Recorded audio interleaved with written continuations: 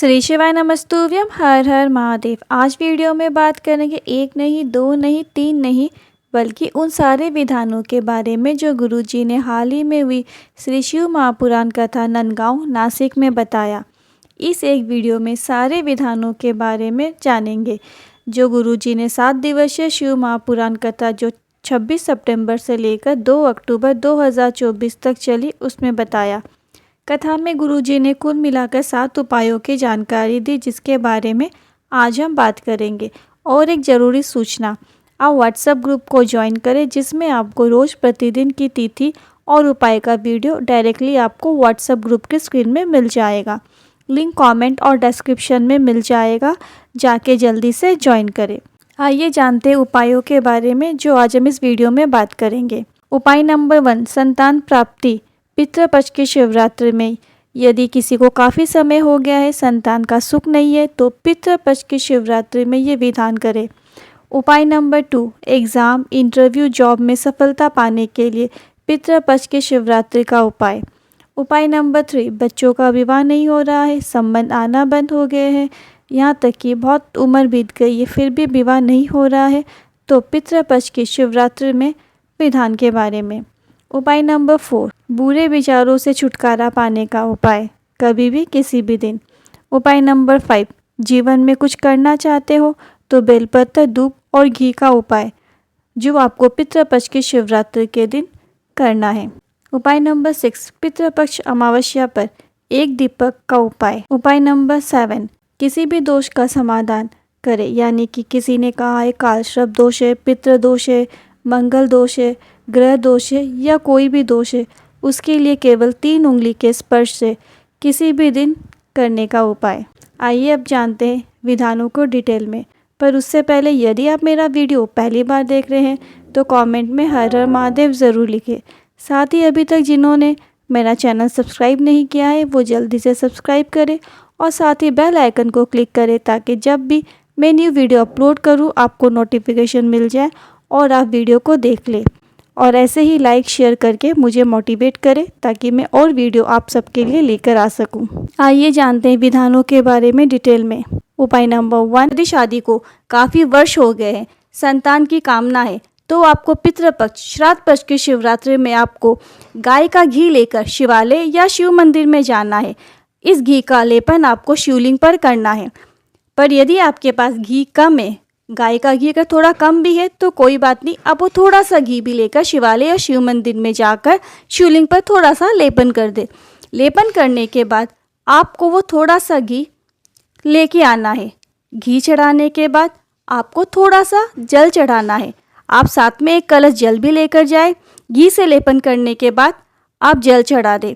थोड़ा सा घी आप अपने साथ घर लेकर आए और दोनों पति पत्नी घर पर आके इस घी का आचमन कर ले। इससे आपको संतान की प्राप्ति अवश्य होगी, निश्चित है। बढ़ते हैं उपाय नंबर 2, परीक्षा में या किसी भी जॉब के लिए इंटरव्यू देने जा रहे हो तो उसमें सफलता प्राप्ति के लिए आपको श्राद्ध पक्ष की जो शिवरात्रि है, पितृपक्ष की शिवरात्रि के दिन एक बेलपत्र की बीच वाली पत्ती पर गाय का घी लगाकर शिवलिंग पर चढ़ाना है।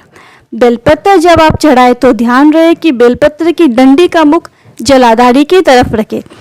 आपकी जो कामना है, परीक्षा को लेकर आप देने जा रहे हो तो उसकी कामना कर ले। जॉब इंटरव्यू के लिए जा रहे हो तो कामना करके वो शिवलिंग पर चढ़ा दे, पर ध्यान रहे कि डंडी का मुख जलाधारी की तरफ रखे। और ये विधान केवल आपको श्राद्ध पक्ष की शिवरात्रि के दिन ही करना है। उपाय नंबर 3, विवाह की कामना पूर्ण। यदि बच्चों का विवाह नहीं हो रहा है, जिन लड़का या लड़की का विवाह नहीं हो रहा है, उन्हें पितृपक्ष के शिवरात्रि वाले दिन शिवालय या शिव मंदिर जाना है और थोड़ा सा गाय का घृत यानी कि गाय का घी लेकर जाना है और वो घी आपको शिवलिंग पर थोड़ा सा लगा देना है। शिवलिंग पर लगा देने के बाद अपने सीधे हाथ की तीसरी उंगली यानी कि रिंग फिंगर, उसमें से थोड़ा सा घी जो आपने शिवलिंग पर लगाया है वही घी आपको शिवलिंग से अपनी तीसरी उंगली रिंग फिंगर से लेनी है थोड़ी सी, और फिर माता अशोक सुंदरी के स्थान पर माता पीवड़ी के नाम से लगा देना है। नाम ध्यान से नोट करिएगा क्योंकि आपको ये नाम बोलना है। माता पीवड़ी के नाम से आपको माता अशोक सुंदरी के स्थान पर अपने विवाह की कामना करके ये थोड़ा सा घी की बिंदी लगा देनी है। सबसे पहले घी शिवलिंग पर लगाना है और उसके बाद ये गाय का जो घी है, गाय का घृत, आपको जो आपने शिवलिंग पर लगाया है वही घी आपको लेना है, दूसरा नहीं लेना है। जो शिवलिंग पर लगा हुआ है, जो आपने खुद लगाया है, वही घी आप तीसरी उंगली यानी कि रिंग फिंगर से माता अशोक सुंदरी के स्थान पर अपनी विवाह की कामना करते हुए माता पीवरी के नाम से लगाना है। इससे निश्चित ही है आपका विवाह पक्का हो जाएगा, आपकी विवाह जरूर होगा। अगली पितृपक्ष की शिवरात्रि आएगी, तब तक आपका विवाह हो जाएगा। ये विधान लेकिन केवल आप पितृपक्ष की शिवरात्रि पर ही कर सकते हैं। उपाय नंबर 4, मन में बुरे विचार आ रहे हैं तो उससे छुटकारा पाने का उपाय। गलत विचार आते हैं, कहीं ऐसा ना हो जाए, कहीं वैसा ना हो जाए, अजीब सा डर बना रहता है, अपने स्वास्थ्य के बारे में शंकाएं आती है, किसी दुर्घटना आदि का भय बना रहता है, तो आपको इस उपाय को करना है। एक बेलपत्र लेना है, बेलपत्र की बीच वाली पत्ती और नीचे की दोनों पत्ती के बीच में जो डंडी रहती है उस पर आपको पीले चंदन का लेपन करना है। वैसे गुरुजी ने नहीं बताया है कि कौन से कलर का चंदन का प्रयोग करना है, इतना बताया है बीच वाली पत्ती और नीचे वाली पत्ती और ऊपर वाली पत्ती के बीच में 2 डंडल होती है, उसके बीच वाली डंडी पर आपको चंदन का लेपन करना है। एवं किसी भी दिन किसी शिवालय या शिव मंदिर में जाकर या आपके घर में शिवलिंग है तो वहाँ पर अर्पित कर दे। आप बेलपत्र किसी भी तरह से अर्पित कर सकते हैं, यानी कि डंडे का मुख कहीं भी रखें। यदि मंदिर में हो तो नंदी के पीछे सुखासन यानी कि पालती लगाकर, यदि घर में हो तो कहीं भी सुखासन लगाकर सीधी नासिका द्वार को बंद कर उल्टे हाथ की नासिका द्वारा से सांस लेना है एवं छोड़ना है। ये क्रम कम से कम 1.5 से 2 मिनट तक आपको करना है। ये उपाय चंद्र नाड़ी को मजबूत कर मन, मस्तिष्क एवं गलत विचार आने नहीं देता। 15 से 20 दिन तक लगातार करें, नेगेटिविटी रिमूव हो जाएगी, आप खुद पे खुद फर्क देखोगे और आप पॉजिटिव हो जाओगे।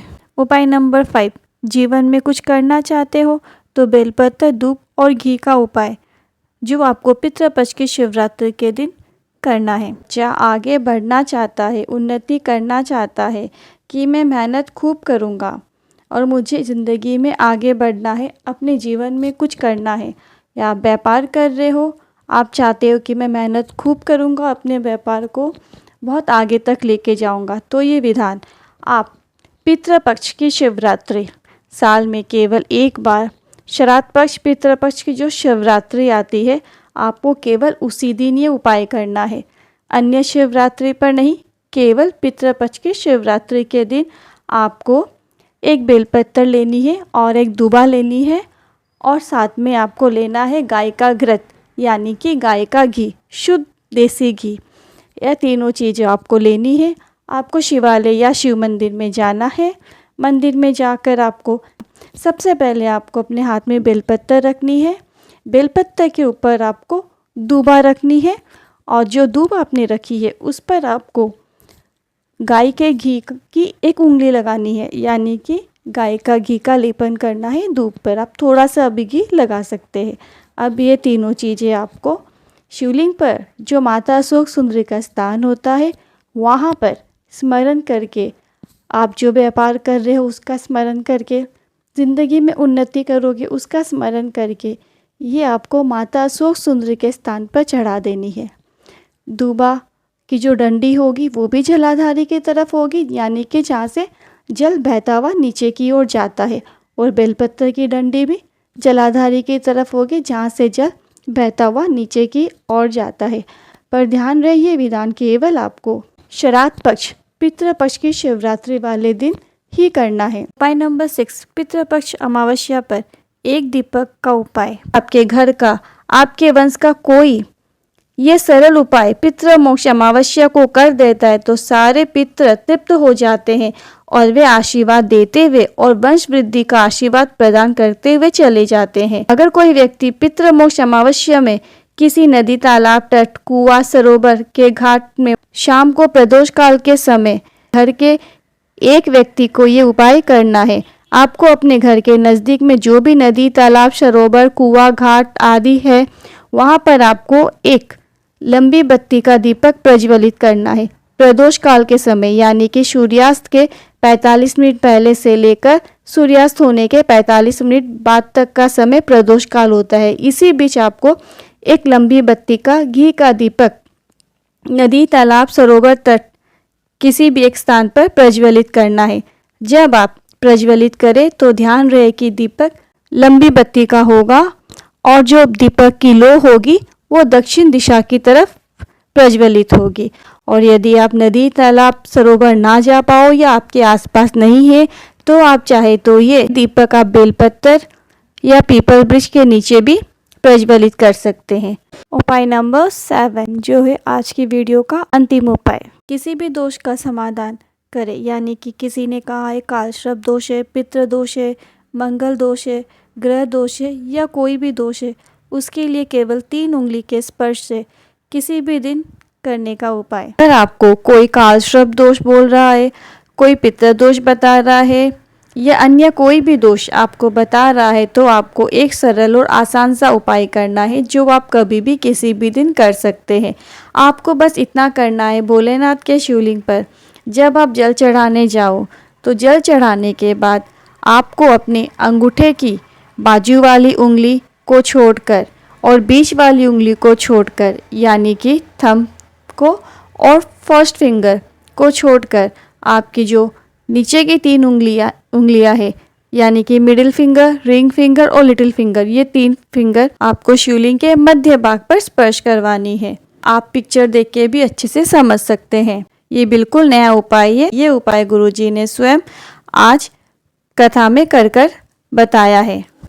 आप देखकर भी समझ सकते हैं। 3 उंगलियों का स्पर्श करते समय आपको अपना नाम और गोत्र बोलना है। मात्र इतना ही करना है और कुछ नहीं करना है। आपके सारे दोषों से आपको मुक्ति मिलकर ही रहती है। पर आप चाहो तो जल चढ़ाने के बाद भी कर सकते हो या बिना जल चढ़ाए भी आप कर सकते हैं। उपायों से जुड़े यदि आपके मन में कोई क्वेश्चन है, कोई क्वेरी है तो आप नीचे कमेंट बॉक्स के जरिए पूछ सकते हैं। वीडियो को पूरा देखने के लिए बहुत बहुत थैंक यू। अब यहाँ तक आए हो तो कमेंट में महादेव का कोई सा भी प्यारा सा नाम ज़रूर लिखें। फिर मिलती हूँ नए वीडियो के साथ। श्री शिवाय नमस्तुभ्यम। हर हर महादेव।